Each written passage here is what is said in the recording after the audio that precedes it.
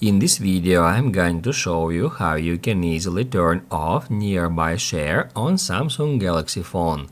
Be sure to watch the video to the very end so you don't make any mistakes. Let's get started, guys, and first off we need to head over to Settings. To do that, I'm just gonna swipe down on my home screen and then tap right here at that gear. On Settings, we need to scroll down until we find Apps. After that, we need to tap at Samsung App Settings here. That's where we need to scroll down until we find the Quick Share. However, I recommend you to use Search to make it easier to find Quick Share, just like that. And that's where at Quick Share Settings, we need to find Who Can Share With You option.